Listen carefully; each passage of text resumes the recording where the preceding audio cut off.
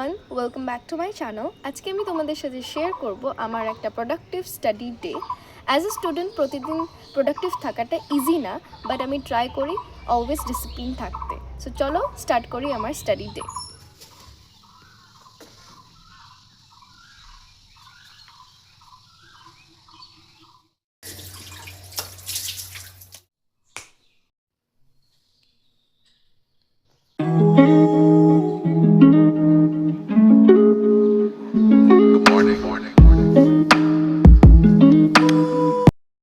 আজ আমি সকাল 7টাতে উঠেছি। সকালে ঘুম থেকে উঠেই ফার্স্টে আমি ফোন ইউজ করি না, এটা আমার একটা রুলস। ফ্রেশ হয়ে আমি আমার মর্নিং প্রেয়ার কমপ্লিট করে হালকা কিছু খেয়ে তৈরি হয়ে যাই আমার ফার্স্ট স্টাডি সেশনের জন্য।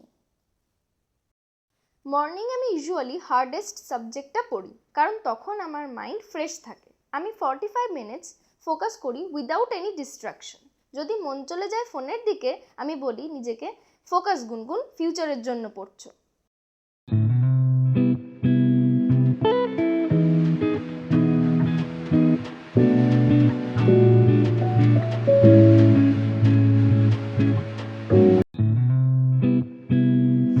একভাবে এক জায়গায় বসে না পড়ে মিডিলে কিছুক্ষণের জন্য ব্রেক নেওয়াটা খুব ইম্পর্ট্যান্ট। যদি ব্রেক না নিই তাহলে আমার ব্রেন টায়ার্ড হয়ে যায় এবং লোড নিতে পারে না, এবং নেক্সট সেশনের জন্য আমি তৈরি থাকি না, শুধু মনে হয় একটু পরে। তো সেই জন্য আমি প্রত্যেকটা সেশনের পর 10 মিনিটস ব্রেক রাখি। সেখানে আমি মেডিটেশন করতে পারি, স্ট্রেচ বা একটু ছাদে ওয়াক করে নিতে পারি, বা যদি ভাই বোন কেউ থাকে তাহলে খেলে নিতে পারি, কিন্তু সেটা ডিস্ট্র্যাকশন ফ্রি হতে হবে। ডিস্ট্র্যাকশন দেওয়া যাবে না, প্রেশার দেওয়া যাবে না, কারণ আমরা প্রেশার নিয়ে উঠেছি, আমি আবার প্রেশার দিতে পারবো না।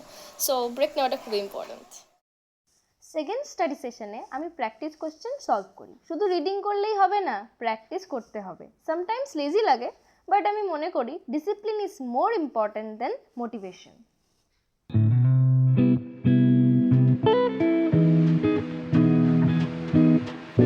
থার্ড স্টাডি সেশনে আজ আমি আমার হোমওয়ার্ক কমপ্লিট করেছি, এবং কিছু কিছু সময় আমি আমার ব্যাকলগসগুলো কমপ্লিট করি। এই সময় আমি চেষ্টা করি সহজ সাবজেক্ট চয়েস করতে বা ইজি টাস্কগুলো কমপ্লিট করতে।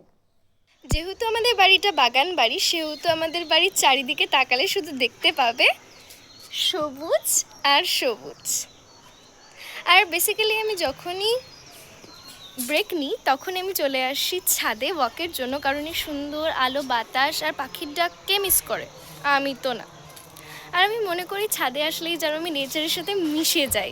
ও হ্যাঁ, তোমাদের সাথে মিট করাতেই ভুলে গেছে, আমাদের বাড়ির নতুন মেম্বার, ইয়েস, আমাদের বাড়ির নতুন মেম্বার হলো এই আম গাছের বোল। আমাদের বাড়িতে অনেক রকম আম পাওয়া যায় এবং আমের প্রচুর গাছ আছে, আর আমাদের বাড়ির আম গাছে বোল চলে এসেছে। যখন ম্যাঙ্গো সিজন আসবে আমি তোমাদের সাথে শেয়ার করব আমাদের বাড়িতে কি কি রকমের আম পাওয়া যায়। Interesting, right? বাগান বাড়ির খুব ফ্যাসিলিটিস জানো তো, নেচারের সাথে একদম বন্ধুত্ব করা যায় কাছ থেকে। I just love it.